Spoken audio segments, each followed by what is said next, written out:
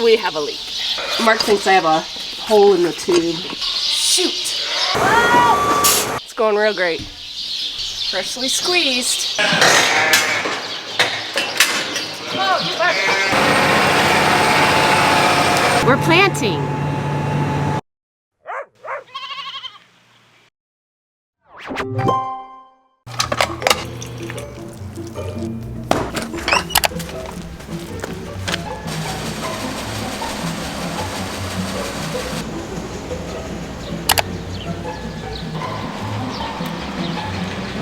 Good morning, you guys. It's Monday, and today we are hopefully starting to plant corn. So plant 21 officially starts today. Very excited about that. Mark and Jess are just getting some fertilizer delivered right now. I have a bunch of sheep work to do today and tomorrow. My feed cart tire is still, it's been flat every single day, so I'm going to take that into the shop today. I got lots to do, so hopefully this afternoon we can hang out with those two and watch some corn getting planted. And so now we have a leak.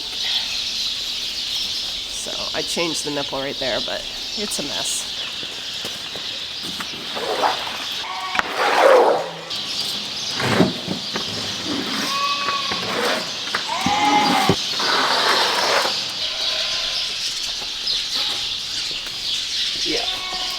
Yeah, it's time. Mark thinks I have a hole in the tube, but yeah, that's messed. So I'll fill it up just to feed this morning and then take it running into town and get that fixed.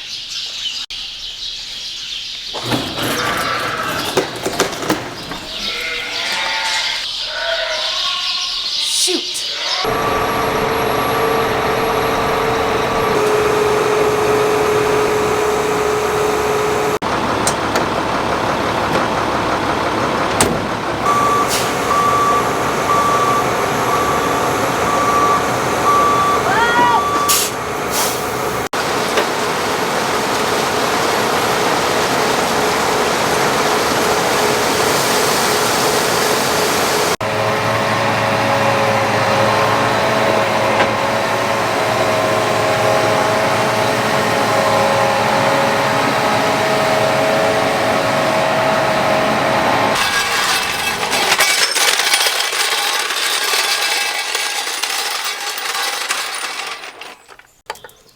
Sure this is what you wanted to do the day you want to plant? Oh, I can't plant yet anyway, it's too cold. Soil needs to warm up a little bit.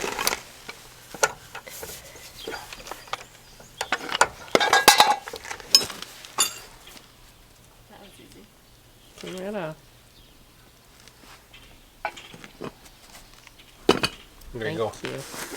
Well, it's been a Monday morning for sure, at least for me. Everything's going really good for Mark, which is kind of priority today. Yeah, my tire is, I had that planned. I knew that was going to be an issue. So we have it pulled off and I cleaned it up and I'm just taking it to the tire shop right now. The unexpected thing that happened was I've been having, it's spring, which means my birds are causing a whole bunch of problems, which if you've been on my channel for more than just one video, even one video, you're going to know that I have a huge bird problem in my barn. The problem is, with that big door open, the birds can come in, but they don't ever want to leave. And it drives me crazy. I've tried almost everything. I have one more thing up my sleeve. So I had to call the garage door guy. He's coming tonight, hopefully, if he's in the area. So once I get back, I'm just going to finish off chores and then we're probably going to start planting after lunch, which is exciting. Bad part about lockdown is everybody is so backed up with stuff. So the tire shop is swamped. So he said, we'll try to have the tire fixed for tomorrow. And I said, kind of need that tire to feed my sheep.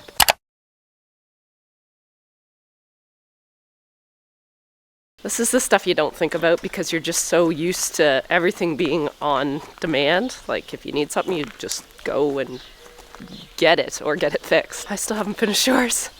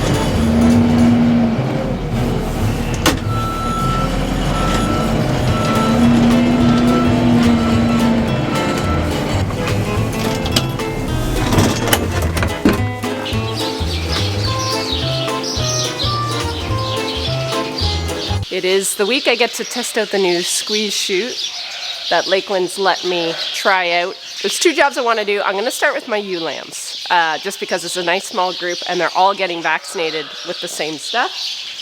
So yeah, this is it's just a booster and it's called GlamVac. And all the ewe lambs that were born from 2019 and on, I've changed to the GlamVac just for the added protection for CL. I'm not going to try to pronounce it because I always screw it up. But it's those big pustules that they get, and it's very contagious. 1 ml for every ewe, and this is just a booster. They have to have this annually. They've already had one at 12 weeks and one at 16 weeks. And then this is their annual booster that will get done.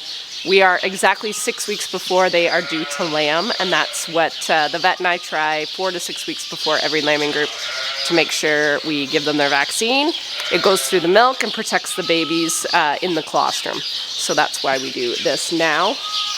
The other thing I'm going to be doing, so Charlie was here exactly 2 weeks ago, so it means they also have to get topped up with their lice treatment. It's a double dose as well. So they were done exactly 2 weeks ago when they were sheared, and this will be their second dose. So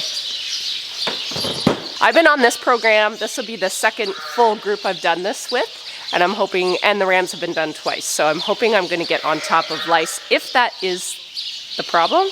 The lice drop, or the wool drop, seems to be a lot better than it was even 2 months ago. So I'm going to bring the ewes up. I still am not convinced I'm going to be able to get a ewe lamb in here by myself. I really do think someone should be standing and pushing, and Chris is not here today. I gave her the day off thinking that I wasn't going to do this job today, and then I just got stuff done and I really want to try it. So this is worst case scenario. This is if I'm working by myself. If it doesn't work, we're just gonna have to find a way to make it work, because quite often I am by myself. The one thing I was pointed out to last time I did the little demo on this thing was there is a door actually right here. It shuts and locks. So there's a little nub right there, and it locks it. So that's pretty cool. I didn't know that, but one of the owners actually texted me and said, FYI, that's there for that. So just a little fail-safe, but for now I'm just going to keep using the guillotine. I'm just very concerned I'm not going to be able to be here and catch them at the same time without them going through. So we're going to have to see. Okay, already she did not want to go in that little area. Might be a 2-man job. Hi. Are you ready to put rice? Come on.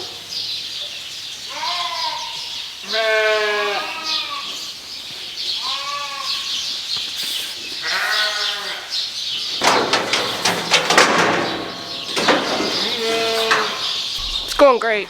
It's going real great. She thinks the rubber is a black hole, which I unfortunately know my sheep way too well, and I was afraid this was going to happen.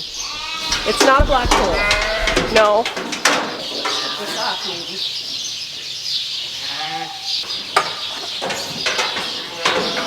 There. Try that. Okay, now you might be able to fit a little better. Try that. Try that. Try that.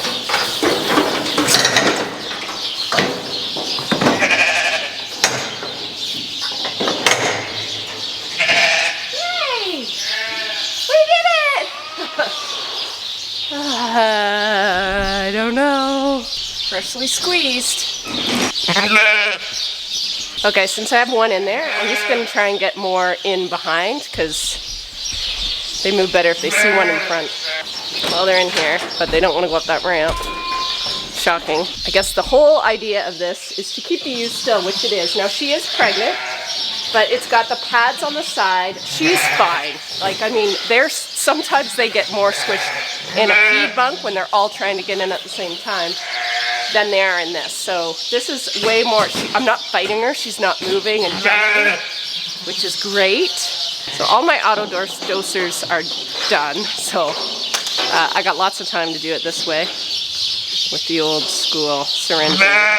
So it is sub-Q. And the nice thing about here is they're freshly shorn, so I can get right to that where it needs to be, which I'm going to tent up the skin, poke it just under the skin, and give her the injection, which is really nice. There's no fighting, which I wasn't sure.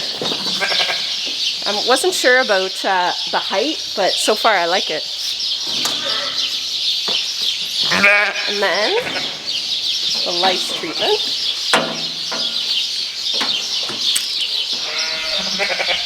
Good.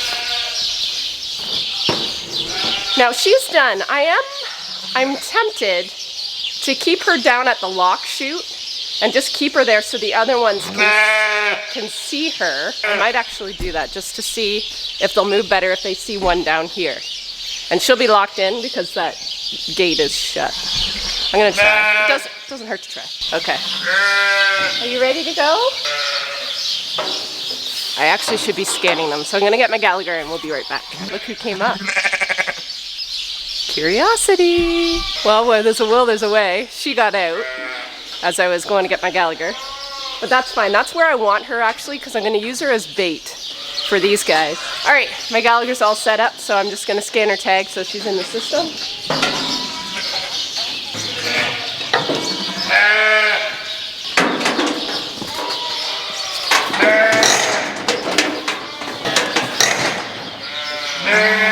Good thing I got long legs.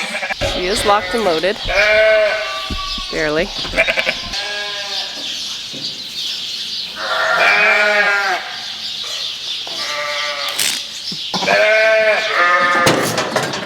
No, that way. No.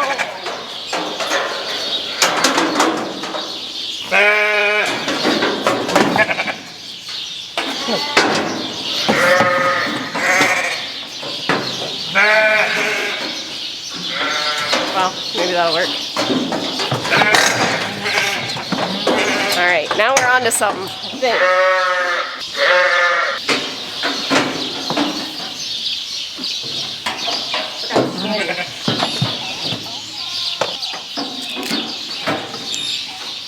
I'm gonna let you two out. Bye. And then I'm gonna let you be the leader.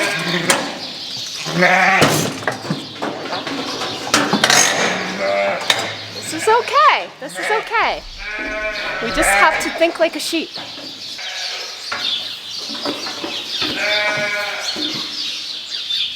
You want to get done again, lady?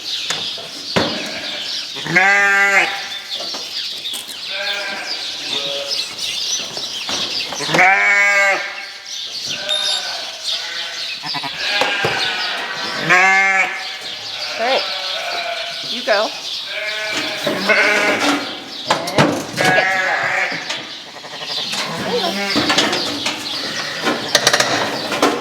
Good. Now you go.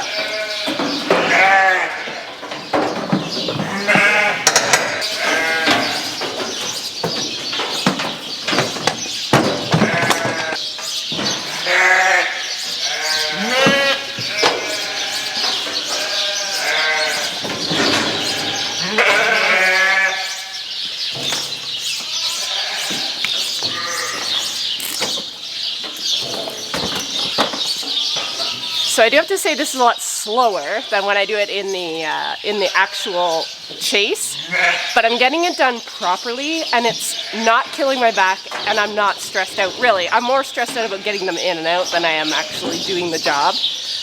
So definitely I think this would work awesome if I had another person. But we're making it work because sometimes you could just work with the sheep's behavior and figure out a way. So they're stubborn, but I'm sometimes more stubborn. Okay, we'll let you two out.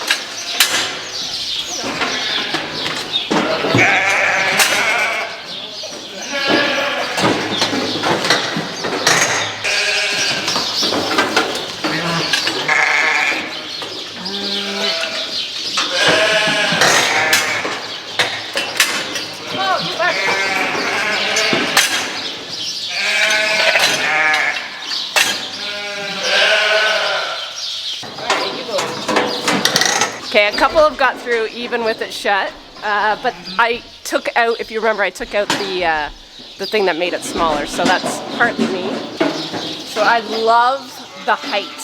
Like this, I don't realize how much bending over I do on all these other jobs. Like I'm usually right almost upside down and they're fighting and moving and racking my arms. So no pressure on my body, which is kind of weird. Now I am moving a lot. Like it's actually been a little bit fun because it's been very physical, like just movement wise for me, but I like that. I think it would be better with another person. All right, 31.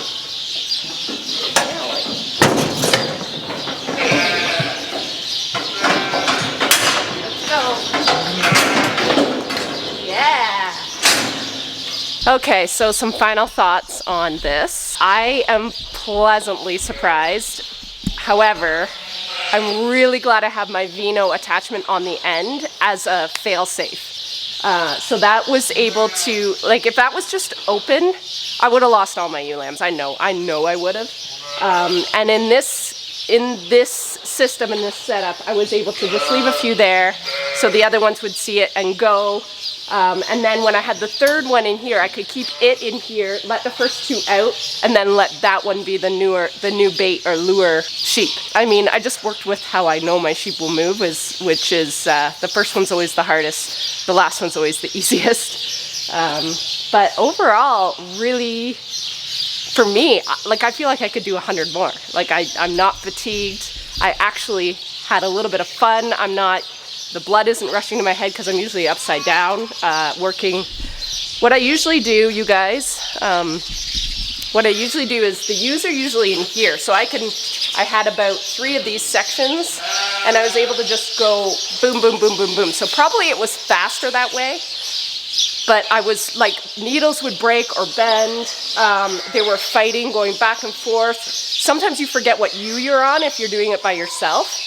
If you wait and scan them all after. So I just think the job is getting done more properly when I'm doing it one by one. I don't think the job's getting done as good as with this thing. So this is only day 1, so I'm not getting my hopes up, but a lot of benefits I think with this thing. I think I'm gonna love doing my cedars.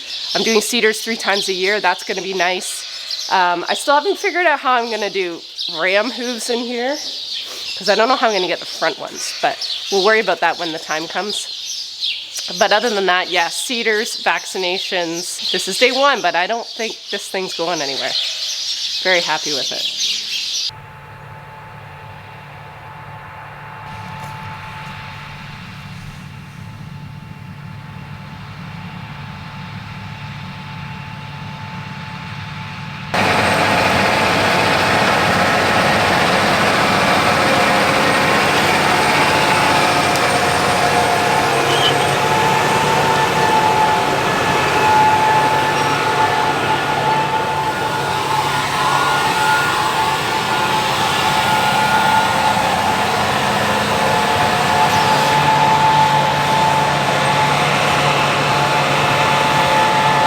We're planting.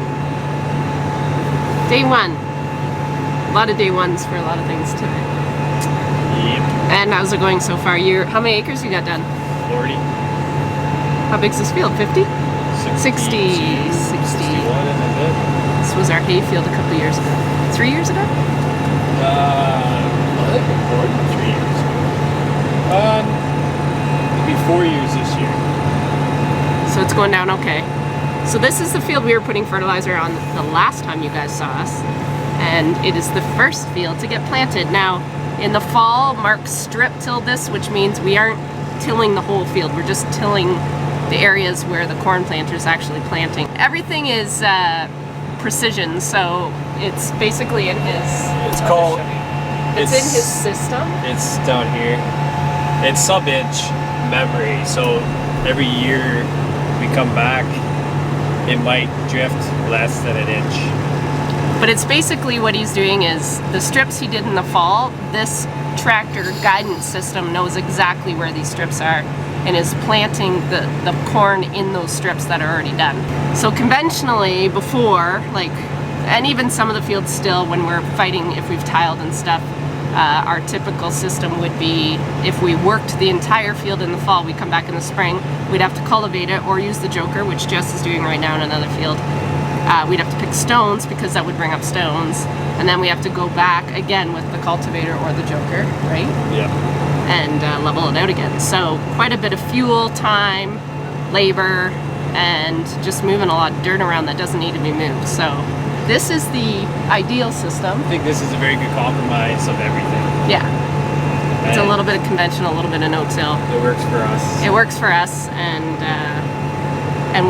I mean, it's ideal. This is our ideal. This is what we would hope all our cornfield was planted like, correct? Yep. But sometimes we're just dealing with things. Sometimes if we have a really tough winter, we leave a lot of ruts, and then we have to clean up those ruts with tillage, and then we have to it's almost like restarting the system all over again. So we prefer this. We also add some cover crops. There was cover crops in here in late summer, early fall, right into winter, and so yeah, so it's had lots of stuff added back to it. We don't just take, we also put a lot of stuff into it. So anyway, hopefully it's more than a zero-sum balance. Right.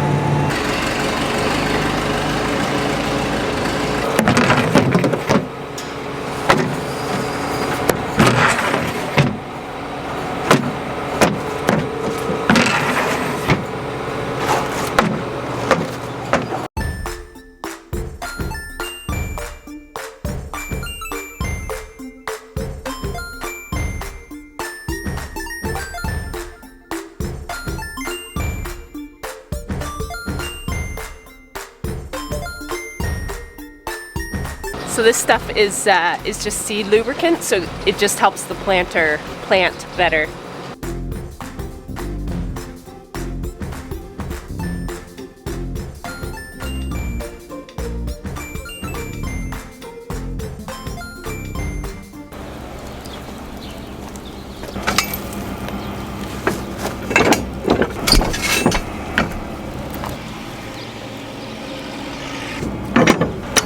He is out of starter fertilizer, which is, I don't know the blend he uses.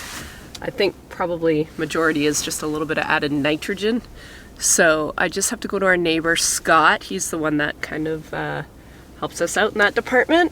So I'm gonna grab it, get back, and probably get supper to everybody because Jess is still working dirt at another farm. So it's a busy day.